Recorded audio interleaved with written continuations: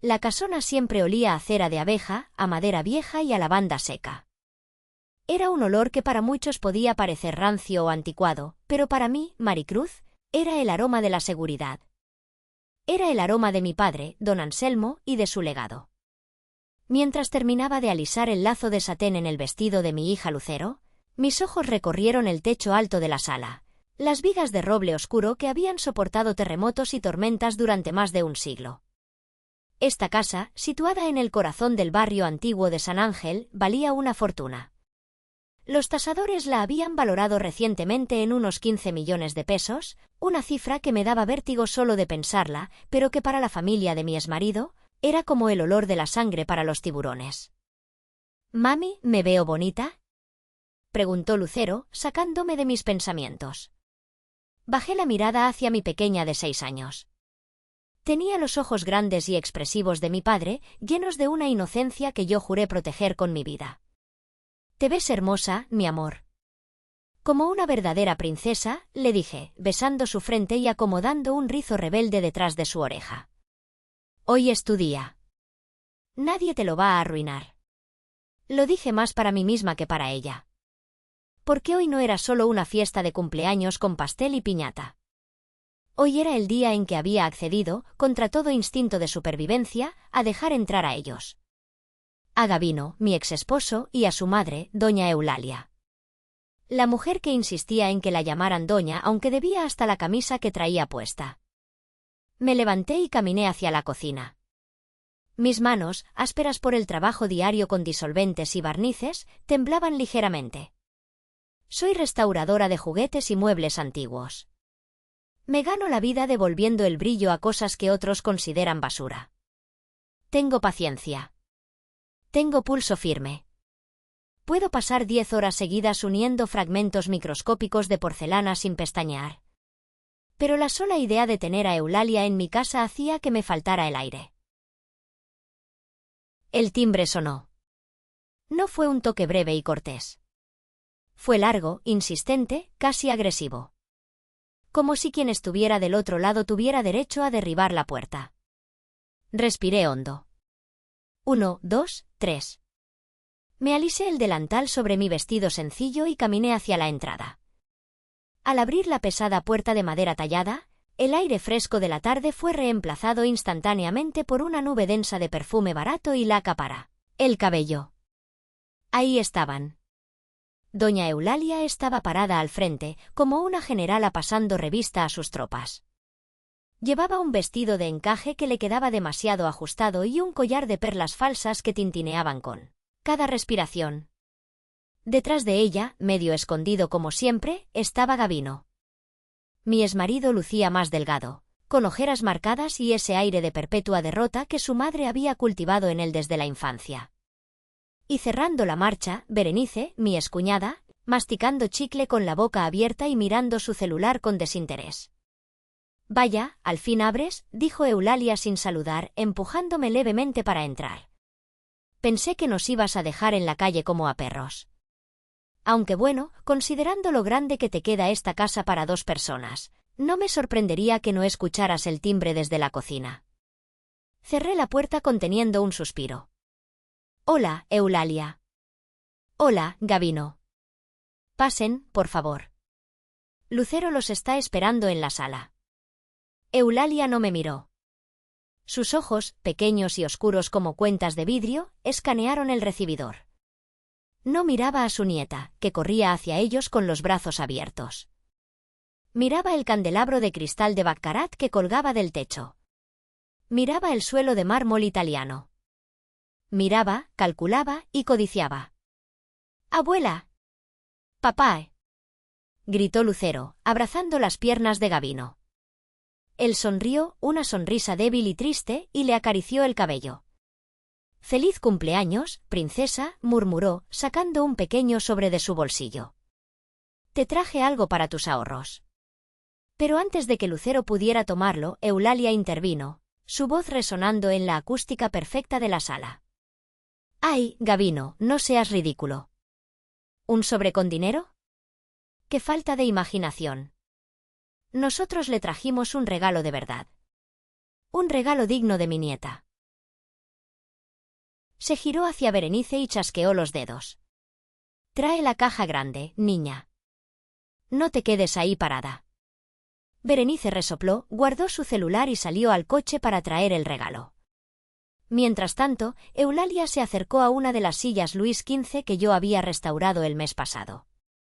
Pasó su dedo índice por el respaldo de madera dorada, buscando polvo.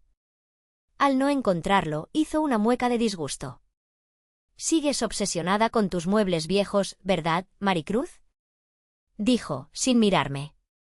«Deberías vender todo esto. Esta casa es un museo, no un hogar. Es fría. Necesita vida. Necesita una familia de verdad». Sentí el aguijón en sus palabras. Familia de verdad significaba su hijo. Significaba que yo, una madre soltera y trabajadora, no era suficiente. «Esta casa es el hogar de mi hija, Eulalia», respondí, manteniendo la voz nivelada. «Y tiene toda la vida y el amor que necesita». «Amor», Eulalia soltó una risa seca, como hojas muertas pisadas. «El amor no paga las facturas, querida. Escuché que el mantenimiento de estas casonas es carísimo». «¿Seguro que puedes con todo?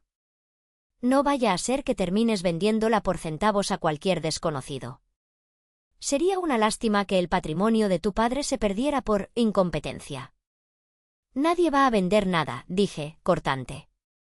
Gabino me miró, con esa mezcla de disculpa y miedo que siempre tenía cuando su madre atacaba. Pero como siempre, no dijo nada. Se quedó callado, dejando que su madre lanzara los dardos venenosos mientras él fingía no escuchar. En ese momento, Berenice entró con una caja enorme, envuelta en papel brillante de color rosa chillón. Era tan grande que apenas podía ver por encima de ella. «Aquí está», anunció Eulalia, su rostro iluminándose con una sonrisa que no llegaba a sus ojos. «El regalo especial de la abuela». Mi estómago se contrajo. No sabía por qué, pero una sensación de peligro reptó por mi espalda. Era ese instinto primitivo, esa voz en la nuca que te dice que corras cuando ves la hierba moverse sin viento. Miré la caja. Era demasiado grande. Demasiado ostentosa. Y venía de una mujer que una vez me regaló un juego de toallas usadas para Navidad. Algo no estaba bien. Eulalia se sentó en el sofá principal, desplazando a un lado los cojines bordados a mano como si fueran basura. Se abanicó con la mano, aunque la casa estaba fresca. El olor de su perfume, una mezcla empalagosa de gardenias sintéticas y almizcle barato, inundó el espacio entre nosotras. Y de repente, ese olor actuó como un detonante, arrastrándome violentamente hacia el pasado. Mi mente viajó 6 años atrás. Estaba en una camilla de hospital público, en una sala compartida con otras 8 mujeres. Las sábanas estaban ásperas y olían a cloro y sangre vieja. Acababa de dar a luz a Lucero después de 18 horas de parto sin anestesia epidural porque, según Eulalia, las mujeres de antes parían en el campo y no se quejaban, así que no gastes el dinero de mi hijo en lujos innecesarios. Recuerdo el dolor punzante en mis caderas, la sed que me quemaba la garganta como si hubiera tragado arena. Había pedido agua 3 veces, pero las enfermeras estaban desbordadas. «Gabino», había susurrado yo, con los labios agrietados, llamando a mi esposo que estaba sentado en una silla de plástico al lado de la cama, mirando su teléfono. «¿Qué quieres ahora?», respondió él, sin levantar la vista. «Agua. Por favor. O ayúdame a alcanzar mi bolsa. Tengo una botella ahí». Antes de que él pudiera moverse, Eulalia, que estaba de pie junto a la ventana limándose las uñas, intervino. Llevaba ese mismo perfume. Ese olor que ahora, 6 años después, me provocaba náuseas en mi propia sala. «Déjala, Gabino. Si se mueve ella sola se recuperará más rápido. Si la mimas ahora, se va a pasar un mes en cama haciéndose la mártir. Además, ya vámonos. Tengo hambre. Aquí huele a desinfectante y a gente pobre. Me da asco». «Pero mamá acaba de parir», intentó decir Gabino, débilmente. «¿Y qué? Todas paren. Vámonos a comer unos tacos al pastor, vi un puesto bueno en la esquina. Ella no puede comer nada de eso de todos modos». Regresamos mañana. Y se fueron. Recuerdo ver la espalda de mi marido alejándose, siguiendo la estela de perfume de su madre, dejándome sola, sedienta y sangrando, con una recién nacida llorando en mis brazos. Esa noche, mientras acunaba a Lucero y compartía mi soledad con el zumbido de las lámparas fluorescentes, algo murió en mí. El amor romántico por Gavino murió esa noche. Y nació algo más fuerte, más frío y más duro, la determinación de una madre leona. El sonido de papel rasgándose me trajo de vuelta al presente. «Ábrelo, mijita. Ábrelo ya», insistía Eulalia, aplaudiendo con una emoción frenética que resultaba inquietante. Lucero estaba rompiendo el papel rosa con entusiasmo. Los niños no ven la malicia. Los niños solo ven el brillo y el tamaño. Y esa caja era gigante. «¡Guau!», exclamó Lucero cuando la tapa cayó al suelo. Dentro de la caja, sentado como un rey grotesco en su trono de cartón, había un oso de peluche de color café oscuro. Era enorme, de casi 1 metro de altura. Tenía un lazo rojo en el cuello y ojos de botón negro que parecían mirar fijamente a la nada.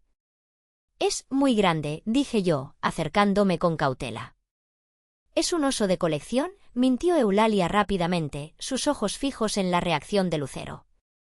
«Me costó una fortuna, pero para mi única nieta, lo que sea». «Vamos, Lucero, sácalo. Abrázalo». Lucero tiró de las patas del oso para sacarlo de la caja. Hizo un esfuerzo visible. «¿Pesa mucho, abuela?», rió la niña, arrastrando el peluche hacia el centro de la alfombra persa. «Es porque es de buena calidad, no como esos muñecos chinos que le compra tu madre en el mercado», soltó Berenice, desde el rincón donde estaba recargada, masticando su chicle con más fuerza. Me acerqué para ayudar a Lucero. «A ver, mi amor, déjame ayudarte». Agarré al oso por el torso para levantarlo y colocarlo en el sillón. Y entonces lo sentí. No era el peso del relleno de poliéster. He restaurado cientos de muñecos antiguos. Sé cuánto debe pesar el aserrín compactado, sé cuánto pesa la espuma, sé cuánto pesan las bolitas de plástico que se usan para dar estabilidad. Esto era diferente. Había una densidad inusual en el centro del oso. Un peso muerto, concentrado en la zona del abdomen, que se desplazaba ligeramente cuando lo incliné. No era un peso distribuido. Era un objeto sólido. Mis dedos se hundieron en el pelaje sintético. Era suave al tacto, pero mis yemas, entrenadas para detectar imperfecciones en la madera y la tela, encontraron algo más. En la espalda del oso, justo debajo del lazo rojo, había una costura. A simple vista, parecía normal. Pero yo soy restauradora. Yo vivo de los detalles. Vi que el hilo utilizado no era el hilo de algodón encerado que usan las fábricas de juguetes de alta gama. Era un hilo sintético, brillante, transparente. Hilo de pescar o nylon barato. ¿Y la puntada? La fábrica usa máquinas que hacen puntadas perfectas, milimétricas. Esta costura estaba hecha a mano. Era una puntada de escalera, puntada invisible, la que usamos para cerrar muñecos después de rellenarlos. Pero quien la había hecho no tenía mi experiencia. La tensión del hilo era desigual. Había un pequeño fruncido en la tela, casi imperceptible para un ojo no entrenado, pero que para mí gritaba como una sirena de alarma. Alguien había abierto este oso. Y alguien lo había vuelto a cerrar con prisa. Levanté la vista y me encontré con la mirada de Eulalia. Ella no estaba mirando al oso. Me estaba mirando a mí. Sus ojos brillaban con una intensidad depredadora, esperando mi reacción. Había una mezcla de desafío y ansiedad en su postura rígida. «¿Qué pasa, Maricruz?», preguntó ella, su voz suave como la seda pero afilada como una navaja. «¿No te gusta? ¿Vas a despreciar el regalo de la abuela también?». Mi corazón empezó a latir con fuerza contra mis costillas. Bam, bam, bam. Si decía algo ahora, si las acusaba de haber manipulado el regalo sin pruebas, yo sería la loca. Yo sería la ingrata. Yo sería la que arruina el cumpleaños de su hija delante de todos. Forcé una sonrisa. Me dolió la cara al hacerlo. No, para nada, Eulalia, dije, alisando el pelaje del oso justo sobre la costura sospechosa. Es impresionante. Nunca había visto un oso tan sólido. Es para que dure, dijo Gabino de repente. Fue la primera vez que habló en 10 minutos. Su voz sonó nerviosa, quebradiza. Para que Lucero siempre tenga compañía. Sí, añadió Eulalia, inclinándose hacia adelante. Quiero que este oso sea su mejor amigo. Quiero que lo lleve a todos lados. Que duerma con él. Que le cuente sus secretos. Porque las abuelas siempre queremos estar cerca de nuestros nietos, ¿verdad? Aunque algunas madres intenten alejarnos. Lucero abrazó al oso, hundiendo su carita en la panza dura del muñeco. Gracias, abuela. Me encanta. Lo voy a llamar Pancho. Todos rieron. Yo también reí. Pero mi risa sonó hueca en mis propios oídos. Mientras miraba a mi hija abrazar esa cosa, solo podía pensar en una cosa: ese oso no era un regalo. Era un caballo de Troya. Y esa noche, cuando todos se fueran, yo iba a averiguar qué demonios había dentro de la panza de Pancho. Aunque tuviera que destriparlo. La fiesta continuó durante 2 horas más, 2 horas que se sintieron como 2 siglos. Serví el pastel, serví café, aguanté los comentarios pasivo-agresivos de Eulalia sobre mi vajilla. ¿No tienes miedo de que la niña rompa estos platos tan finos? Deberías usar plástico, es más práctico para gente como tú.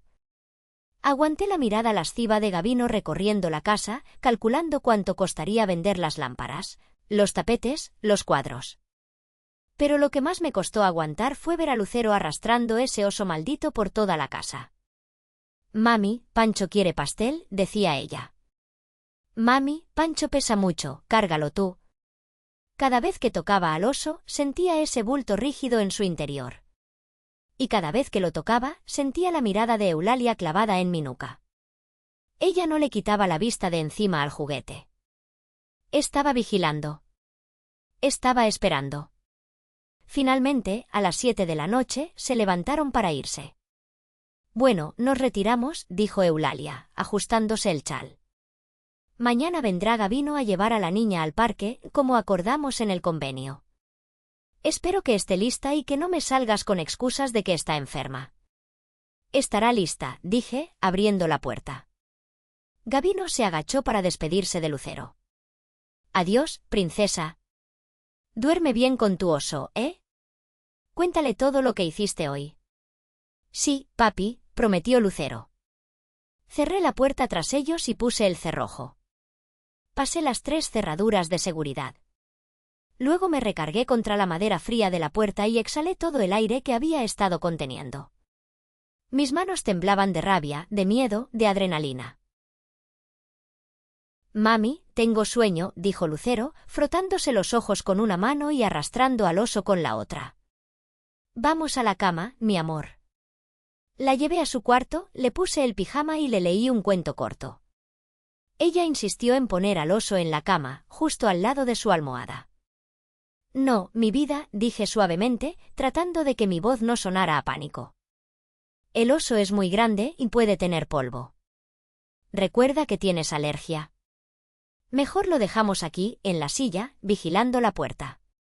Pero abuela dijo que durmiera con él, la abuela no sabe que estornudas por las noches. Hazme caso, mi amor. En la silla está mejor. Lucero, que ya estaba medio dormida, asintió y cerró los ojos.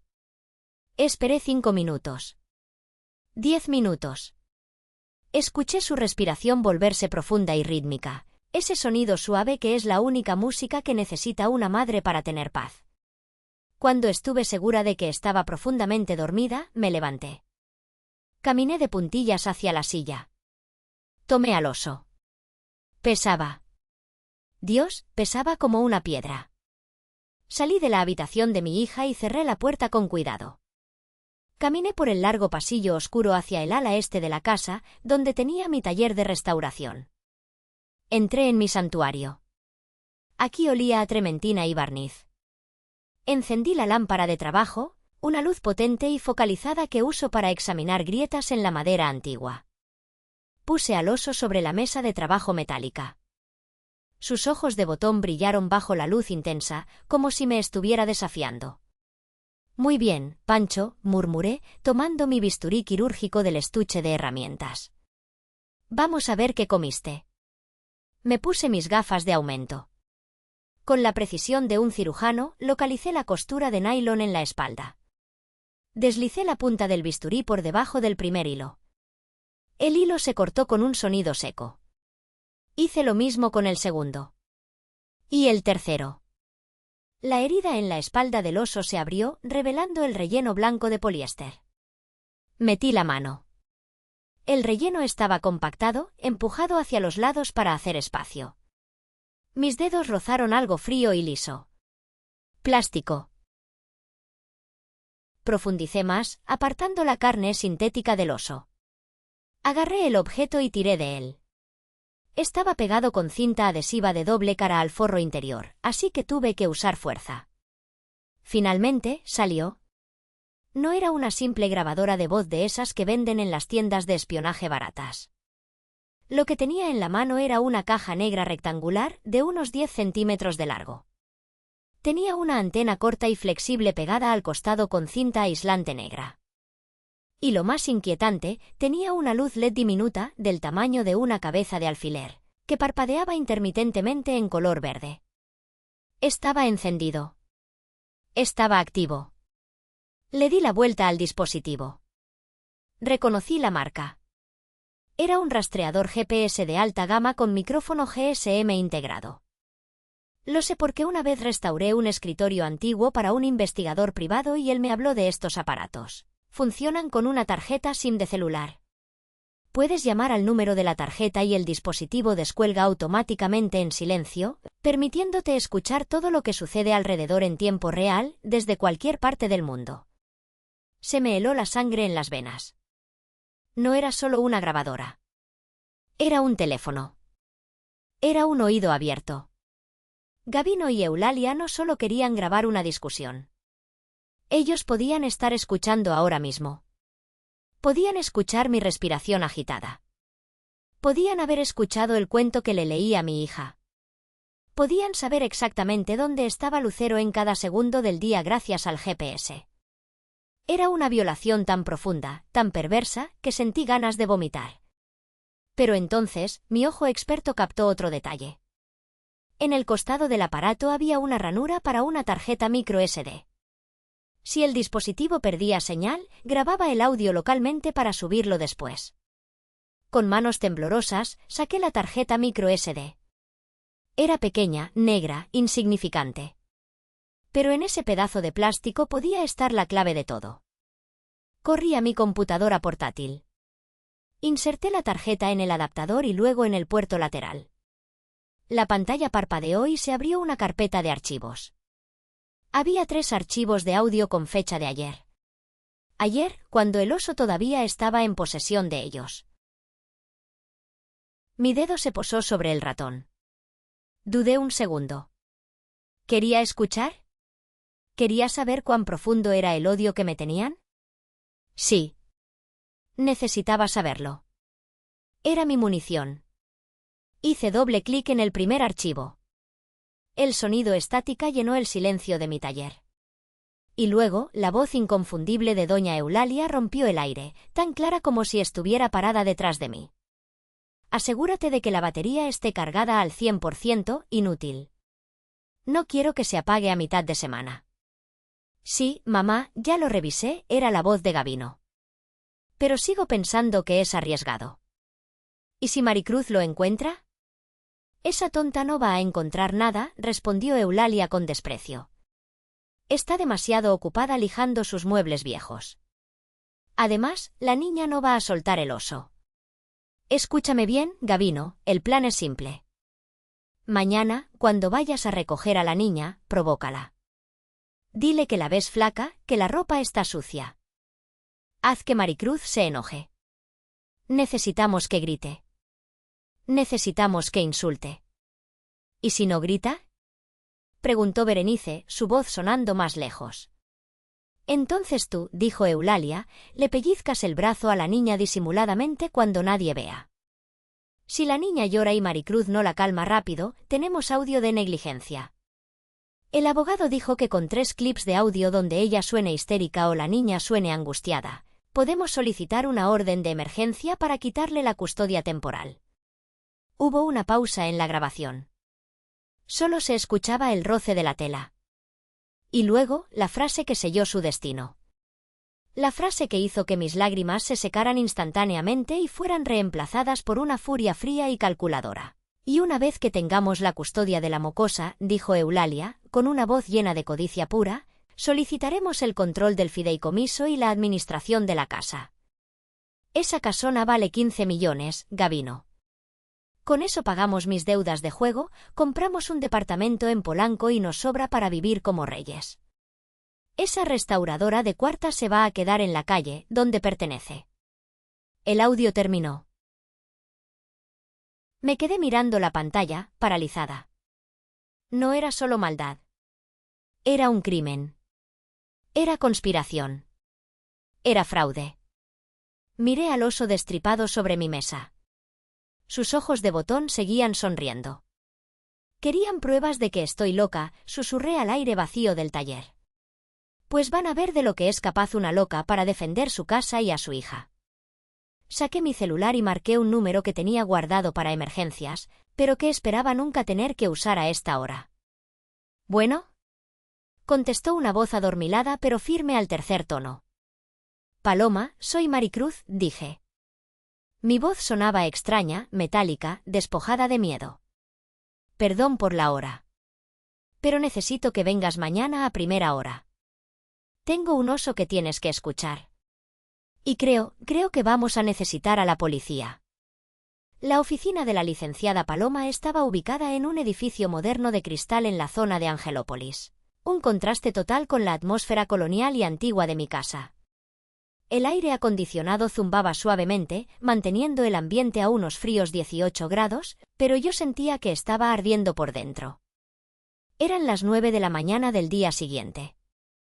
Había dejado a Lucero en la escuela con el corazón en la garganta, mirando a todos lados por si veía el auto de Gabino o de su madre.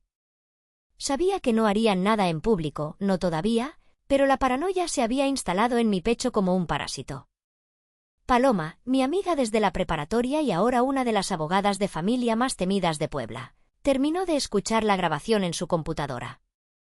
Se quitó los lentes de montura gruesa y se frotó el puente de la nariz. El silencio en la oficina era pesado. Maricruz, dijo finalmente, mirándome a los ojos. ¿Tú entiendes la magnitud de lo que tienes aquí? Entiendo que quieren quitarme a mi hija, respondí, mi voz temblando apenas un poco. Y entiendo que quieren mi casa.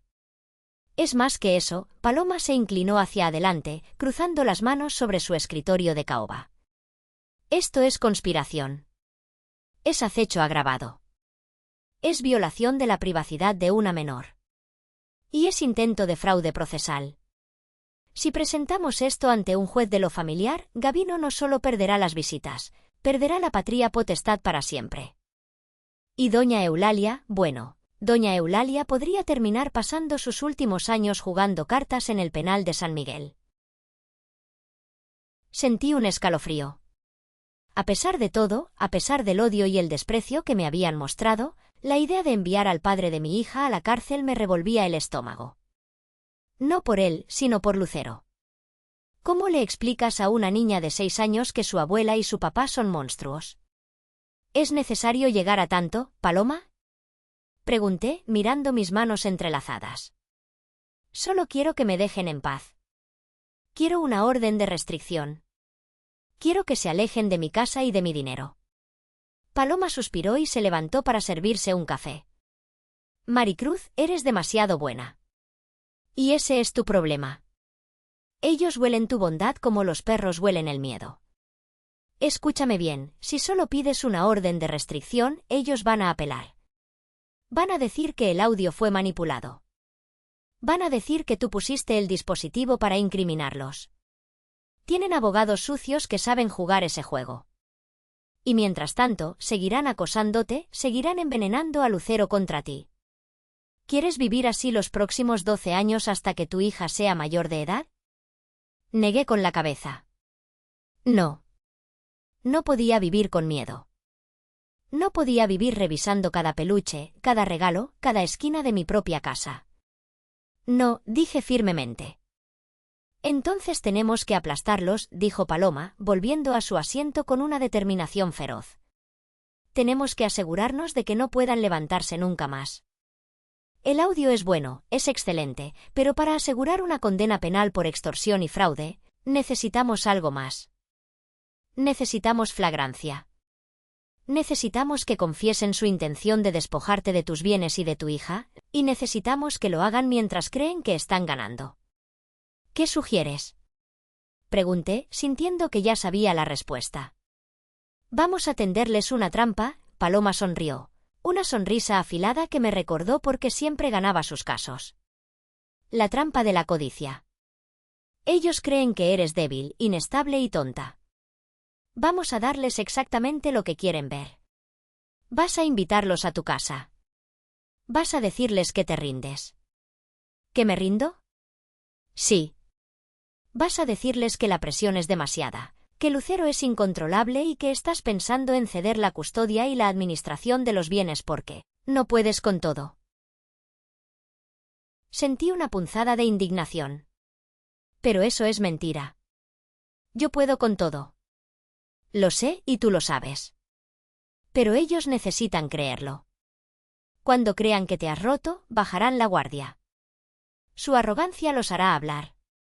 Querrán asegurarse de que firmes los papeles rápido, y en ese momento van a admitir todo, las deudas, el plan del oso, todo.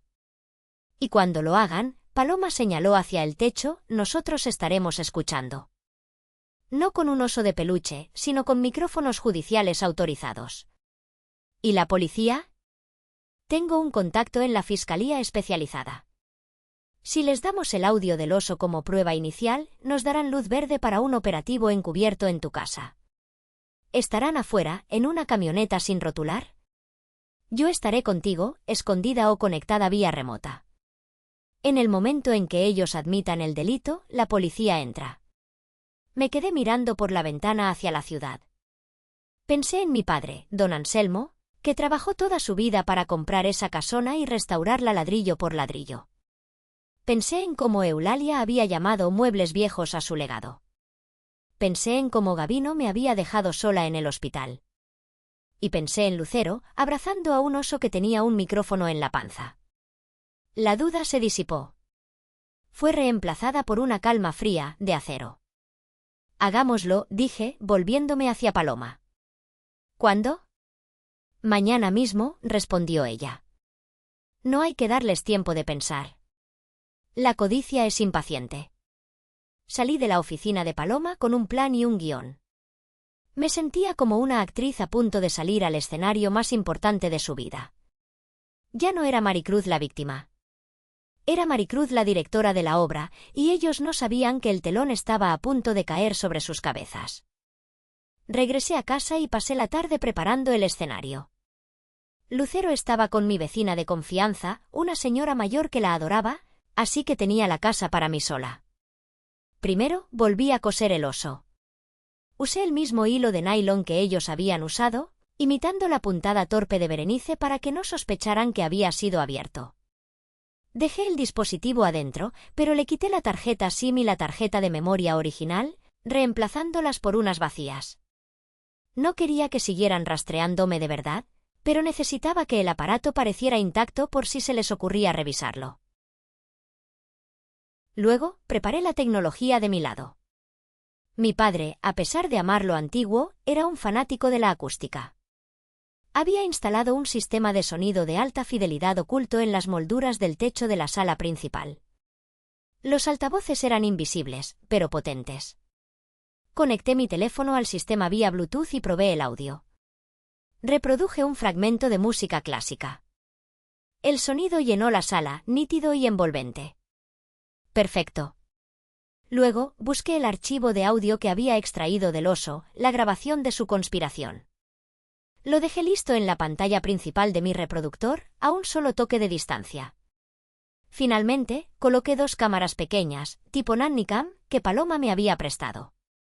Una en la estantería de libros, apuntando al sofá, y otra en el arreglo floral de la mesa de centro. Todo estaba listo. Solo faltaba el anzuelo. Me senté en el sofá, tomé el teléfono y marqué el número de Gabino. Esperé 2 tonos.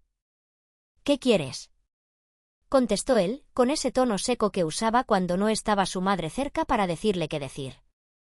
Respiré hondo, visualizando la versión más patética de mí misma. Dejé que mi voz temblara. Gabino, sollocé un poco, no demasiado, solo lo suficiente para sonar al borde del llanto. Gabino, necesito que vengas. Hubo un silencio al otro lado. Pude casi escuchar cómo se enderezaba en su silla. ¿Qué pasa? ¿Le pasó algo a la niña? No. Lucero está bien. Soñó. Hice una pausa dramática. No puedo más, Gabino. Tu madre tenía razón. Esta casa es demasiado grande. Se me viene encima. ¿Y Lucero? Lucero me pregunta por ti todo el tiempo, dice que quiere estar con su abuela. Me siento tan sola y abrumada. Te lo dije, dijo él y su voz cambió instantáneamente. Ya no era seco, era petulante. Era la voz de alguien que acaba de ganar la lotería. Te dije que no ibas a poder sola. Lo sé. Soy una tonta. Me mordí el labio para no gritarle un insulto. Por favor, ¿puedes venir mañana con tu madre? Y con Berenice también, si quiere. Necesito que hablemos. Creo que estoy lista para firmar los papeles. Quiero que ustedes se encarguen de Lucero. Y de la casa. Yo solo quiero irme lejos, a un departamento pequeño, donde no tenga tantas responsabilidades. Escuché un murmullo al fondo. Gabino debía estar tapando el micrófono para hablar con alguien. Seguramente con Eulalia. Está bien, dijo él, volviendo al teléfono con un tono de falsa magnanimidad. Mañana a las 5 de la tarde estaremos ahí. Pero ten los papeles del abogado listos. No quiero ir en balde. Sí, lo que ustedes digan. Solo ayúdenme, por favor. Nos vemos mañana, Maricruz. Trata de tranquilizarte, le haces daño a la niña con esa histeria. Colgó. Dejé caer el teléfono en el sofá y me permití una sonrisa fría. Habían mordido el anzuelo. No solo lo habían mordido, se lo habían tragado hasta el fondo. Esa noche dormí mejor que en años. Sabía que la policía estaría posicionada en la calle a partir de las 4 de la tarde. Sabía que Paloma estaría escuchando todo desde una camioneta de vigilancia. Y sabía que, por primera vez en mi vida, yo tenía el control absoluto. Si te está gustando esta historia de justicia y venganza, no olvides darle like al vídeo y suscribirte al canal. Déjanos un comentario con el nombre de tu ciudad. Queremos saber hasta dónde llega nuestra comunidad. Cada comentario ayuda a que este vídeo llegue a más personas que necesitan abrir los ojos. Gracias por tu apoyo. A las 5 en punto de la tarde, el sol comenzaba a bajar, bañando la sala de la casona con una luz dorada y melancólica. Yo estaba vestida con ropa sencilla, sin maquillaje, con el cabello recogido en una coleta desordenada. Quería parecer cansada. Quería parecer derrotada. Sobre la mesa de centro, había desplegado varios documentos legales. Eran borradores viejos y sin valor, pero con muchos sellos y firmas que parecían oficiales desde lejos. Y en medio de la mesa, como un tótem sagrado, estaba sentado Pancho, el oso de peluche. El timbre sonó. Esta vez, no esperé. Fui a abrir inmediatamente, manteniendo la cabeza baja y los hombros caídos. Eulalia entró primero, como si fuera la dueña del lugar. Llevaba un traje sastre color crema que probablemente había sacado a crédito y una sonrisa de satisfacción que me revolvió las tripas. Gabino venía detrás, con una carpeta bajo el brazo, y Berenice cerraba la fila, mirando su celular pero con una expresión de triunfo indisimulada. Vaya, Maricruz, dijo Eulalia, recorriendo la sala con la mirada. Te ves terrible. ¿No has dormido? No mucho, murmuré, cerrando la puerta. Pasen, por favor. Siéntense. Se sentaron en el sofá principal, frente a la mesa de centro. Yo me senté en una silla de madera enfrente de ellos, en una posición de inferioridad. Bueno, dijo Gavino, poniendo su carpeta sobre la mesa, empujando un poco al oso hacia un lado. Vamos al grano. Mamá tiene un compromiso a las 7, así que hagamos esto rápido. Dijiste que querías ceder la custodia y la administración de los bienes. Sí, dije, y me forcé a que se me quebrara la voz. Siento que le estoy fallando a Lucero. No tengo dinero suficiente para mantener esta casa. Las reparaciones son costosas. Y me siento muy inestable emocionalmente. Creo que ustedes pueden darle una mejor vida. Eulalia soltó un resoplido y cruzó las piernas. Al fin un poco de sensatez en esa cabecita tuya. Siempre supe que esto te quedaba grande. Eres una simple artesana, Maricruz. No tienes la clase ni la capacidad para manejar un patrimonio de 15 millones de pesos. Mi hijo, en cambio, tiene visión para los negocios. Visión para los negocios, pensé con amargura. Gavino había quebrado 2 ferreterías y vivía de pedirle dinero prestado a sus amigos. ¿Y qué planean hacer con la casa? Pregunté, secándome una lágrima inexistente. Es el legado de mi padre. Ay, por favor, olvídate de ese viejo sentimentalismo, interrumpió Berenice, tomando un dulce del plato de la mesa. Lo mejor es venderla. Ya tenemos un comprador interesado, ¿verdad, mamá? Un desarrollador que quiere hacer departamentos de lujo. Nos ofrecen 12 millones en efectivo, rápido y sin preguntas. 12 millones. 3 millones menos de su valor real. Estaban desesperados por dinero rápido. ¿Venderla? Pregunté, abriendo los ojos con fingida sorpresa.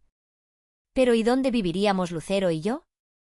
Lucero vivirá con nosotros, por supuesto, dijo Eulalia con una dulzura venenosa. Tú puedes buscarte un cuartito por ahí. Con lo que te daremos de mesada podrás rentar algo decente. Quizás en las afueras. Lejos, para que no interfieras con la educación de la niña. ¿Y mis deudas? Preguntó Gavino, inclinándose hacia adelante, olvidando por un momento su papel de padre preocupado. Digo, los gastos de la casa. Necesitamos liquidar la hipoteca y otras cosas. ¿Qué otras cosas? Presioné suavemente. Necesitaba que fueran específicos. Necesitaba la confesión. Eulalia le dio un codazo a Gavino, pero él estaba demasiado emocionado por la victoria inminente. Pues, inversiones, Maricruz. Inversiones que salieron mal. Debemos 3 millones de pesos a unos socios. Y si no pagamos antes de fin de mes, estamos en problemas serios. Por eso necesitamos la firma hoy. Con la casa a mi nombre, puedo pedir un préstamo puente mañana mismo y salvar nuestro pellejo. ¿3 millones? Exclamé, esta vez mi sorpresa fue real. ¿A quién le deben 3 millones? Eso no te importa. Espetó Eulalia, perdiendo la paciencia. Lo que importa es que firmes. Si firmas ahora, te prometo que te dejaremos ver a la niña los fines de semana. Si no firmas, bueno, ya sabes lo que pasará. Tenemos pruebas, Maricruz. Pruebas de que eres una histérica. Señaló al oso de peluche con una uña larga y pintada de rojo. Ese lindo osito ha sido muy útil, ¿sabes? Dijo ella, con una sonrisa malévola. Ha escuchado todo. Tus gritos, tus llantos. Tenemos grabaciones tuyas perdiendo el control. Si vamos a un juez con eso, te van a encerrar en un psiquiátrico y no verás a Lucero nunca más. Así que firma, maldita sea. Firma y déjanos salvar nuestro patrimonio. Ahí estaba. La confesión. La extorsión. La admisión de que habían grabado ilegalmente. Miré a Gavino. ¿Tú sabías de esto, Gavino? ¿Grabaste a tu propia hija? Gavino se encogió de hombros, evitando mi mirada. Era necesario, Maricruz. Necesitábamos apalancamiento.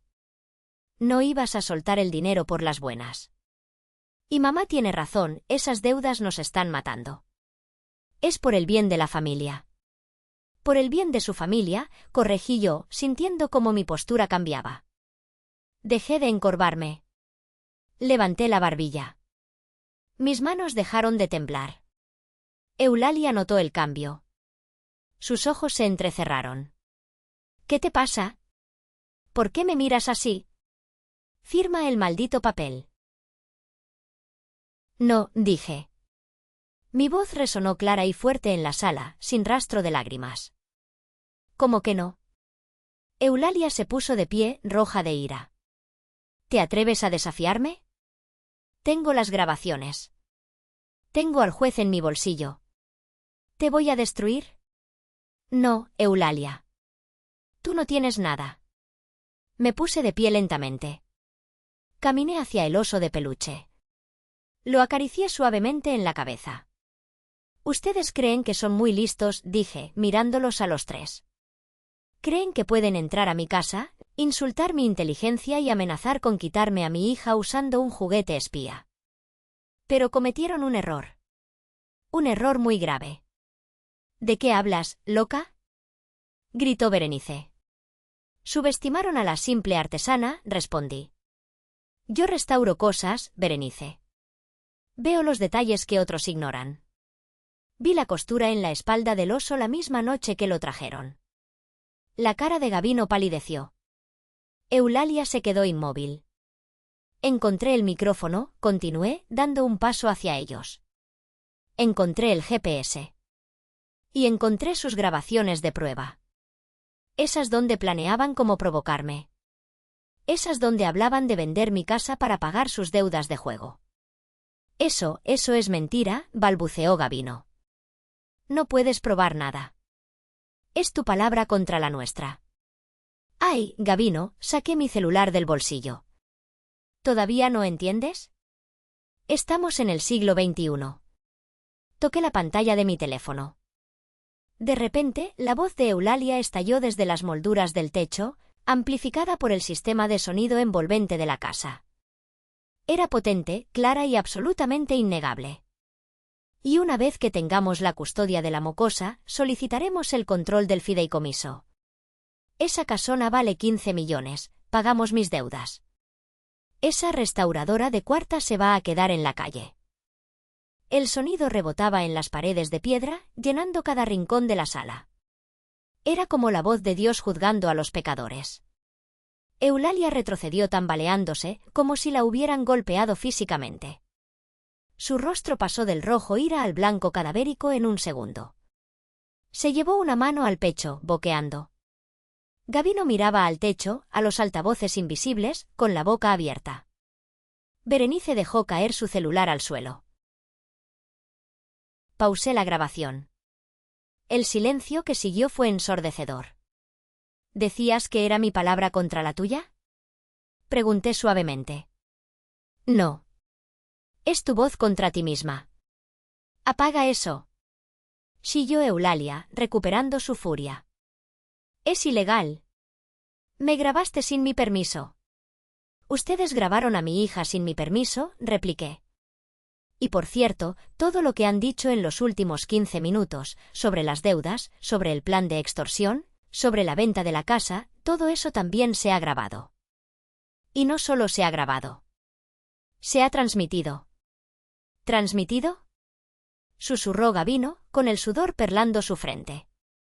En ese momento, la puerta principal se abrió de golpe. No había puesto el cerrojo esta vez. 3 agentes de la Fiscalía General del Estado entraron, vistiendo chalecos tácticos y portando placas al cuello. Detrás de ellos, entró Paloma, con una carpeta bajo el brazo y una sonrisa de satisfacción que iluminaba la habitación. Buenas tardes, dijo el agente al mando, un hombre alto y serio. Soy el comandante Ramírez. Señora Eulalia Montes, señor Gabino Flores, señorita Berenice Flores. Quedan detenidos. ¿Qué? Gritó Eulalia. ¿Usted no sabe quién soy yo? Esto es un atropello. Es mi casa. Mi hijo tiene derechos. Ustedes están detenidos por los delitos de tentativa de extorsión, fraude procesal y violación a la intimidad de una menor de edad, recitó el comandante, mientras los otros 2 agentes procedían a esposarlos. Tenemos una orden judicial basada en evidencia digital y en la confesión en flagrancia que acabamos de escuchar, desde nuestra unidad móvil. Gavino no opuso resistencia. Se dejó esposar, llorando silenciosamente. Era la imagen viva de la derrota. Berenice intentó correr hacia la cocina, pero un agente le bloqueó el paso y le puso las esposas. Yo no hice nada. Fue idea de mi mamá. Yo solo cosí el oso.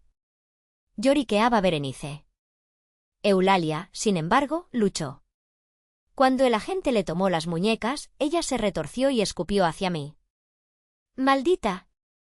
¡Maldita seas, Maricruz! Aulló. Me las vas a pagar. Te voy a quitar todo.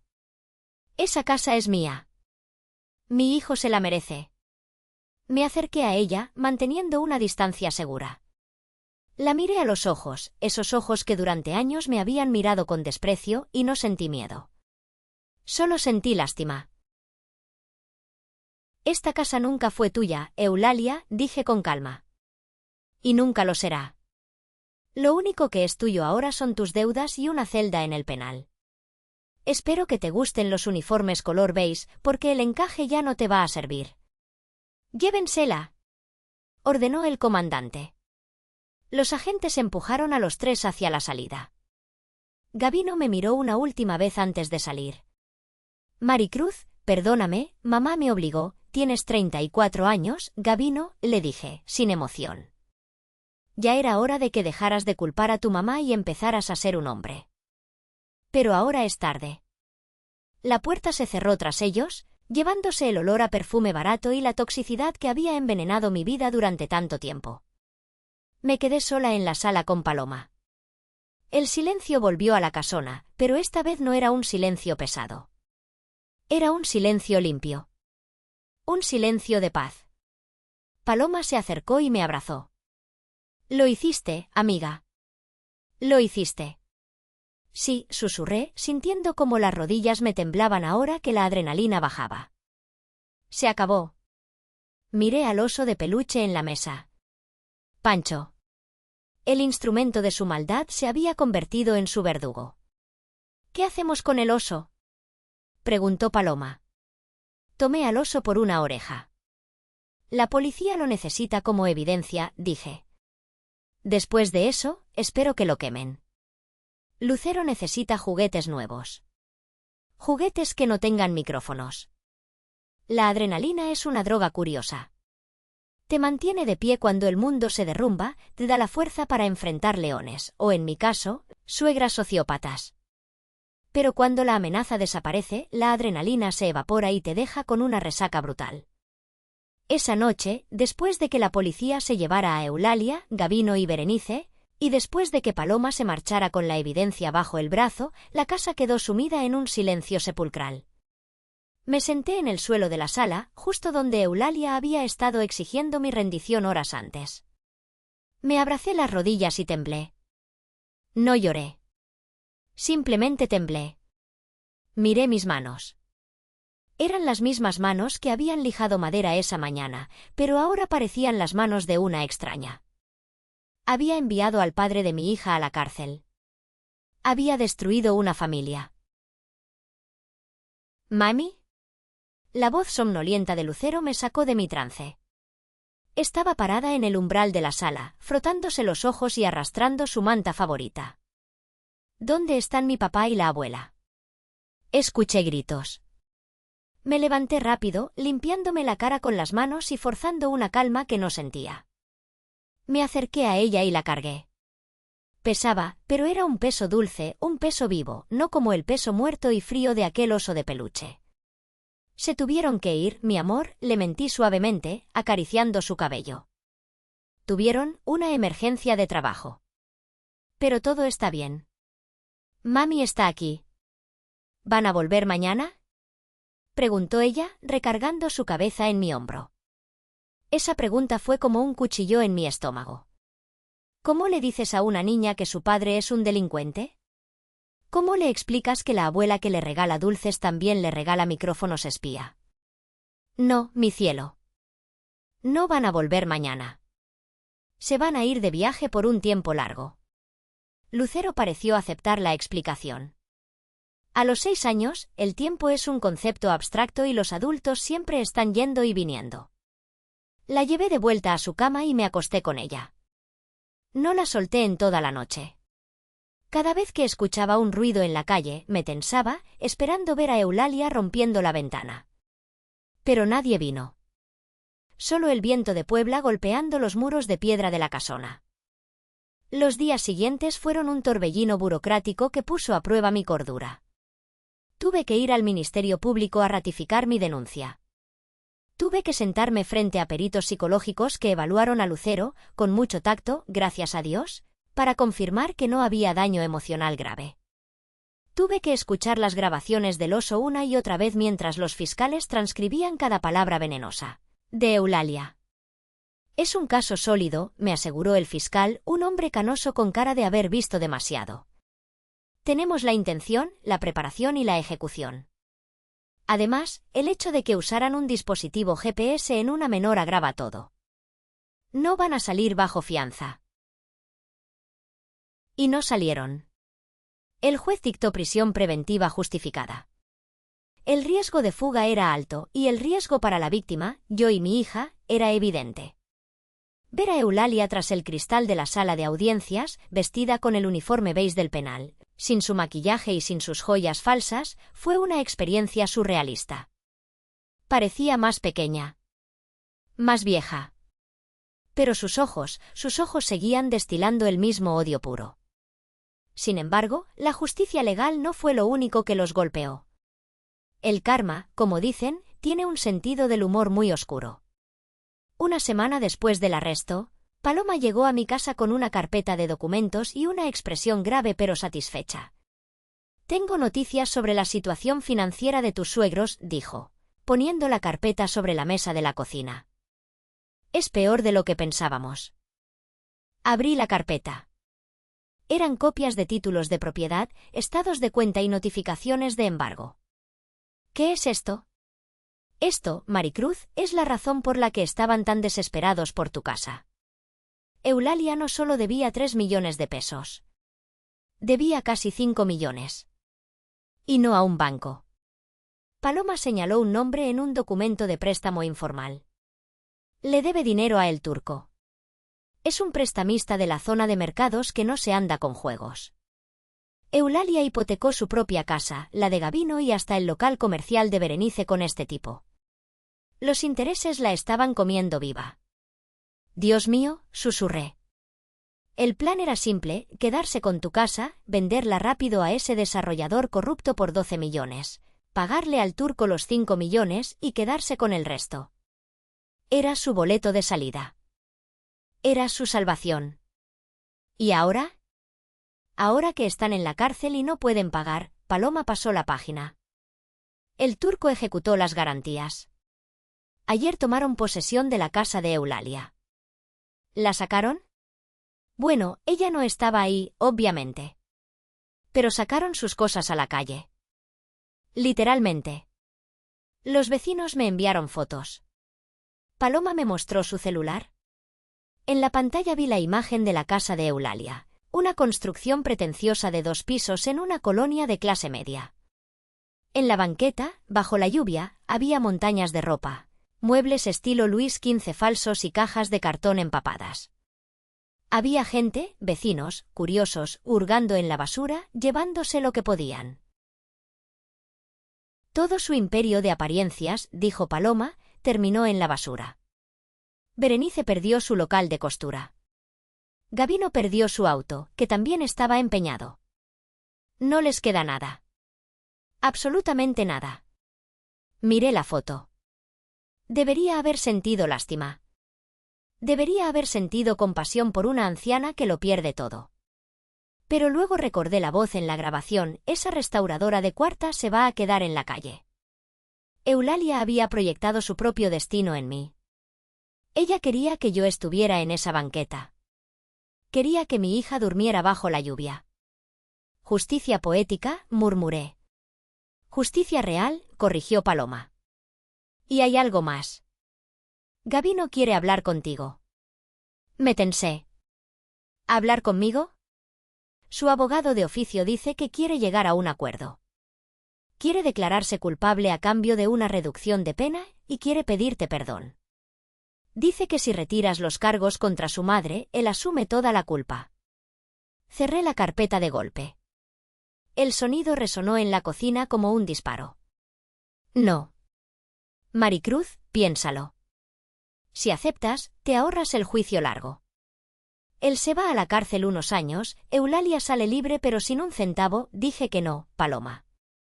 Me levanté y caminé hacia la ventana que daba al jardín, donde Lucero jugaba con un perro nuevo que habíamos adoptado, un golden retriever torpe y cariñoso llamado Sol. Gabino tuvo su oportunidad, dije, mirando a mi hija reír. Tuvo 6 años de oportunidades. Pudo ser un padre. Pudo defenderme de su madre.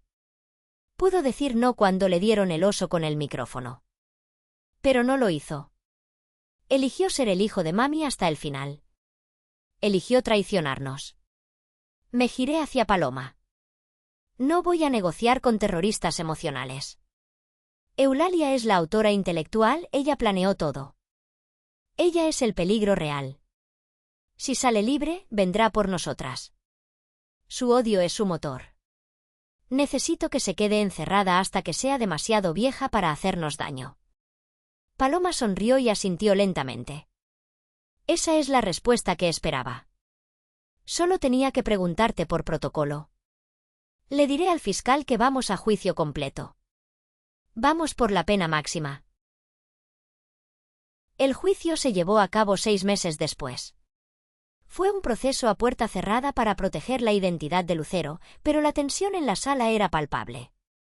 Eulalia había envejecido 10 años en 6 meses.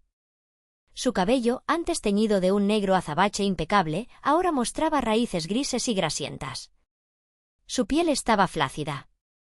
Pero su boca seguía siendo una línea dura y amarga. Gabino, por otro lado, parecía un fantasma. No levantó la vista del suelo en ninguna de las audiencias. Lloraba en silencio la mayor parte del tiempo. Berenice, separada de su madre y hermano en el banquillo, miraba a todos lados con ojos desorbitados, como un animal atrapado. Mi testimonio fue la parte más difícil. Tuve que sentarme allí, a 3 metros de las personas que alguna vez llamé familia, y narrar cómo habían intentado destruir mi vida. Señora Maricruz, preguntó el abogado defensor de Eulalia, un hombre agresivo que intentaba desacreditarme. ¿No es verdad que usted sufre de ansiedad? ¿No es verdad que toma medicamentos para dormir? ¿Quizás imaginó la conspiración? Respiré hondo. Miré al juez. ¿Sufro de ansiedad? Sí, respondí con voz firme. Porque durante 6 años fui sometida a abuso psicológico por esa mujer. Pero mi ansiedad no colocó un dispositivo GPS en un oso de peluche.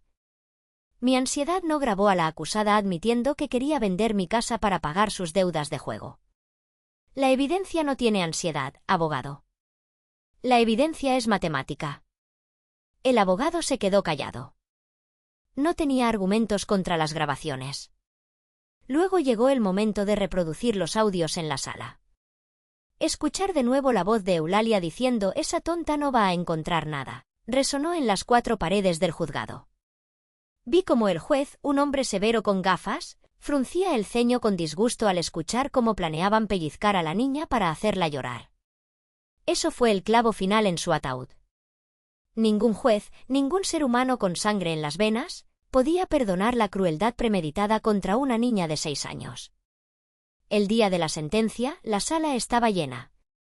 Había periodistas locales, atraídos por el escándalo de la abuela espía, y la caída de una familia que alguna vez pretendió ser respetable. El juez golpeó su mazo y el silencio se hizo absoluto.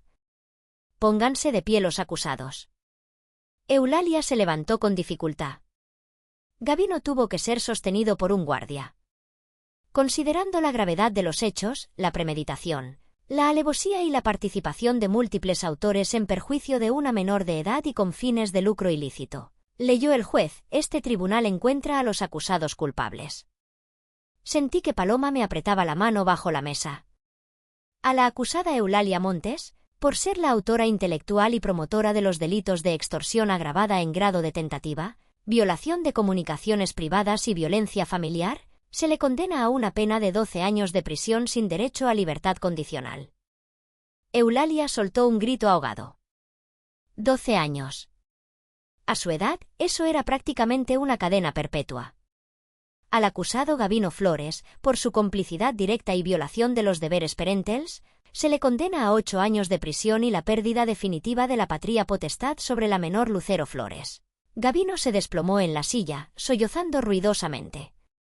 A la acusada Berenice Flores, por complicidad y encubrimiento, se le condena a 4 años de prisión. El juez cerró su carpeta y me miró. Su expresión se suavizó un poco. Señora Maricruz, la justicia ha hecho su parte. Espero que usted y su hija puedan encontrar la paz que se merecen. Se levanta la sesión. Mientras los guardias se llevaban a Eulalia, ella se detuvo un momento. Se giró hacia mí. Esperé una maldición, un grito, una última dosis de veneno. Pero no. Me miró con algo que nunca había visto en ella: miedo. Miedo puro y absoluto. Se dio cuenta, finalmente, de que yo no era la víctima. Yo era la superviviente. Y ella era la que iba a morir sola en una celda de concreto. No dije nada. Solo la miré hasta que desapareció por la puerta lateral. Salí del juzgado y el sol de Puebla me golpeó en la cara. Era brillante. Cálido. Limpio. Paloma me abrazó. Se acabó, Maricruz. Ahora empieza tu vida. Sí, dije, sacando mi celular para llamar a mi casa y hablar con Lucero. Ahora empieza mi vida.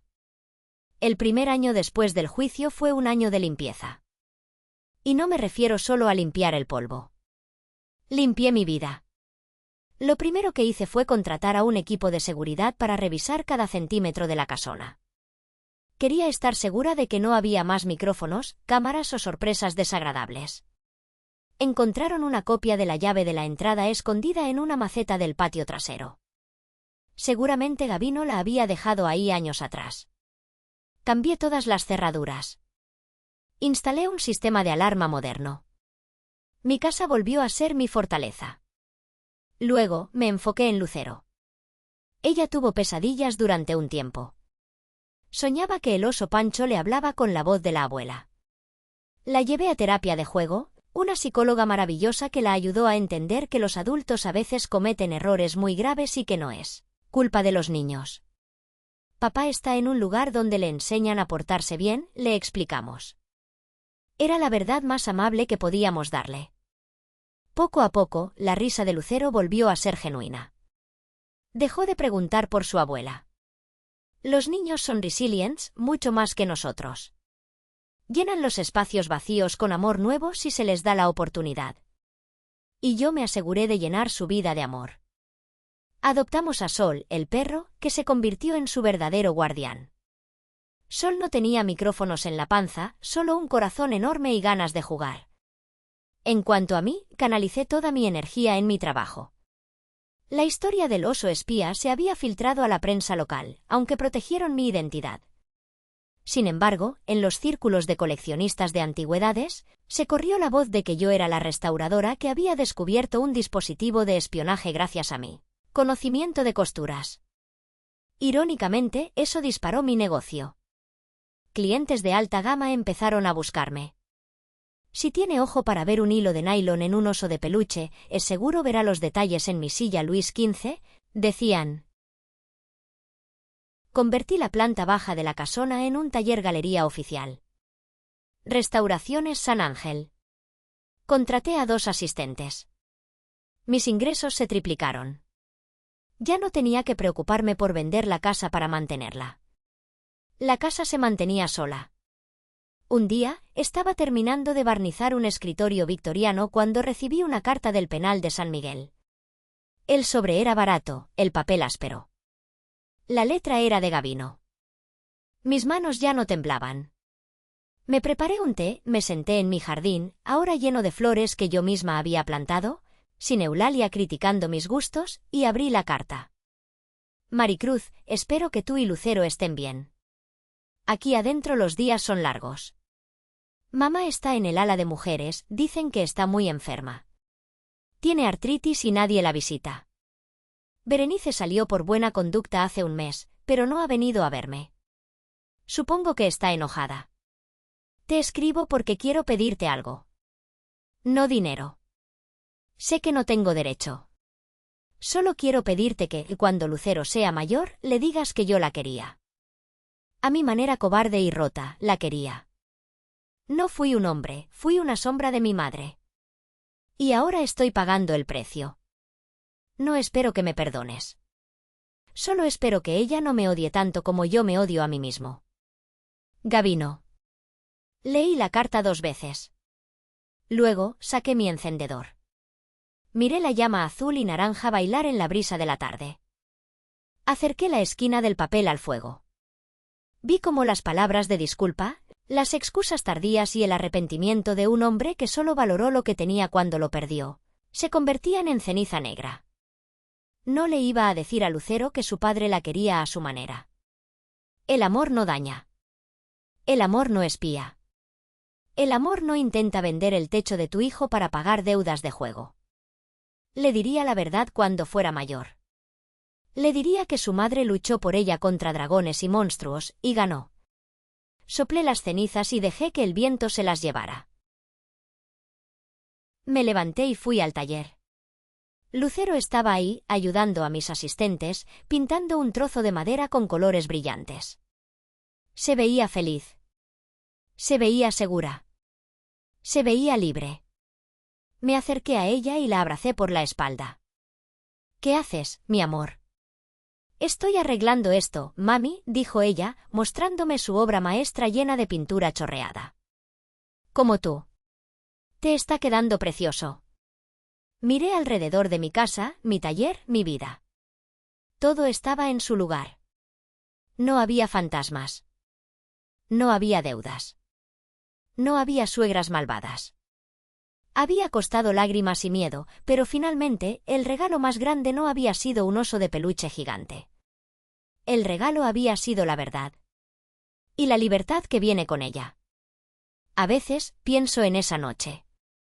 Pienso en el momento exacto en que mi bisturí cortó el hilo de nylon en la espalda de Pancho. Si no hubiera tenido esa sospecha, si hubiera sido una madre normal que confía ciegamente en la familia, hoy mi vida sería muy diferente. Probablemente estaría en la calle, declarada mentalmente incompetente, viendo a mi hija a través de una reja mientras Eulalia y Gabino despilfarraban la herencia de mi padre.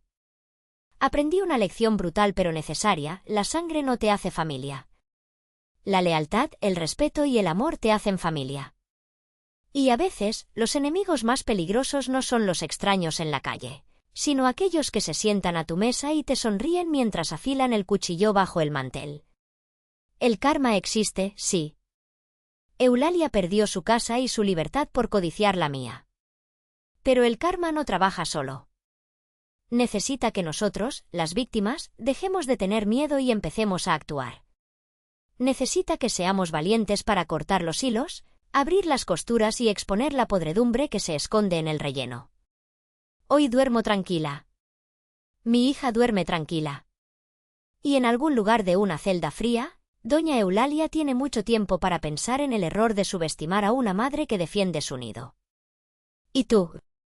¿Qué habrías hecho en mi lugar?